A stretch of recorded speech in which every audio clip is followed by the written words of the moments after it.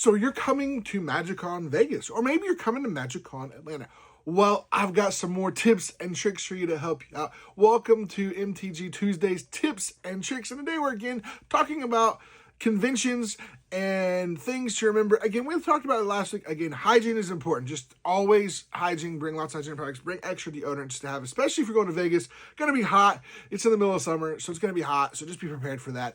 Bring good walking shoes. Like, just have good shoes that are good for walking. Don't be like, oh, I can get away with it. There's a lot of walking you will do just to get from one end of the convention to the other, and it is a good chunk of walking. I'm a big guy, and I don't mind walking, and I've been working and trying to get better at feeling better. So this year when I get to the convention, I can do more walking. There's a lot of walking involved. So just keep that in mind. You also want to go ahead now, if you haven't already, go ahead and get whatever events. I don't do a lot of events in Magic Gathering. I'm there to play Magic with friends and meet people and maybe get some signatures and stuff like that. But there are some cool events that they run. Into the Unknown with Gavin Verhey, obviously with Gavin, is just really, really fun.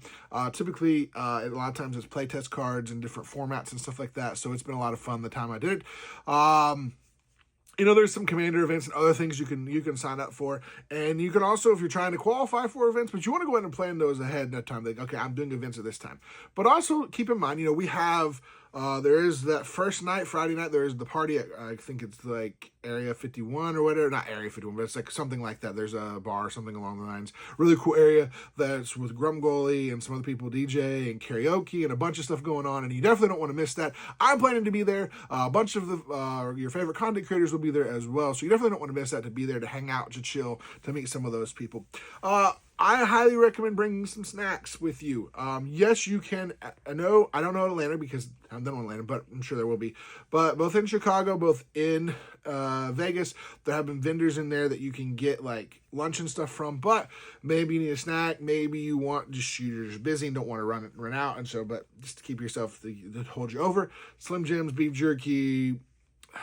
Something simple. Granola-like bars is what I typically try to get. Something that gives you good sustenance, but also can hold you over. Get yourself a water bottle.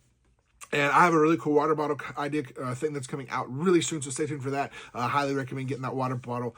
Stay tuned for that. There's a really neat water bottle that I'm going to be promoting soon that I want you to check out, so pay attention to that. But also, on top of that, just make sure you drink plenty of water. Make sure you get your food. There is food in there, but you also, at Vegas, the nearest place to go, know this, at Vegas, if you're at the Vegas, there isn't a lot around there. Like, there is, but there isn't. So, within walking distance, your closest thing is a 7-Eleven.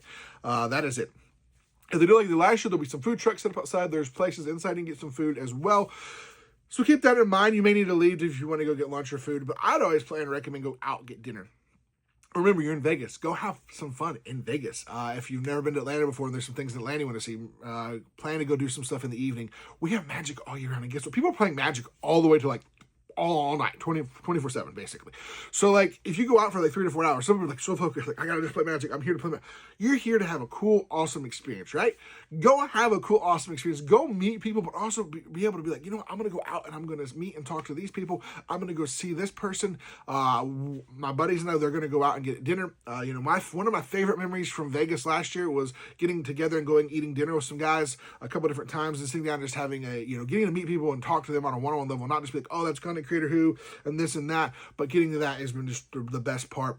But outside of that, just have fun, enjoy it, plan your stuff out. Make sure, if you want to do trades, this is another thing. If you want to bring cards and you're trying to trade to get other cards or trying to buy cards, that's going to take some time.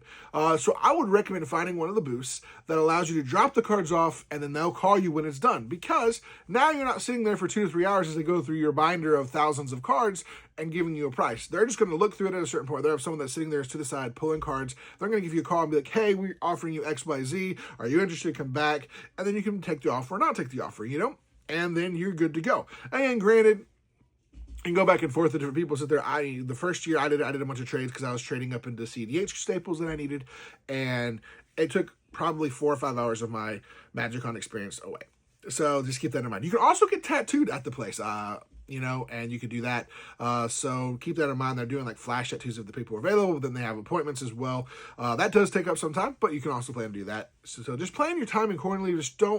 Just know that things do take some time. So trading cards in, even if you're trading 5 or 6 cards, it may take you a minute if it's busy. I always mill around and look for the least busy place. It doesn't matter. Or there's like 3 or 4 shops I really like, and I frequent them if they're not busy. But sometimes I'll be like, whoever's the least busiest. But also just remember, have fun. Go check out the vendors. Go check out people that are selling the different cards, things like that. Have your list of cards you're looking for, because you're gonna leave there and forget and be like, oh no, I wanted to get this card. But I hope to see you at MagicCon Vegas, and I hope to see you at MagicCon Atlanta, and maybe some other conventions this year. If you have any tips and tricks you'd like to add or any questions, put them in the comments below. Love to help you out. Love doing these and helping people out. These are just some basic things here. Don't overpack, don't overdo it. Bring only a handful of decks. Bring 1, maybe 2 play mats. If you're looking like get a bunch of them signed. But don't overpack, don't go crazy. Don't be carrying this giant backpack that's 50 pounds, because you're going to regret it at the end of day 1. I guarantee it. Try to pack lightly, easily, to get around, to move around and everything. Thank you guys so much for being here, and as always, we'll see you next time.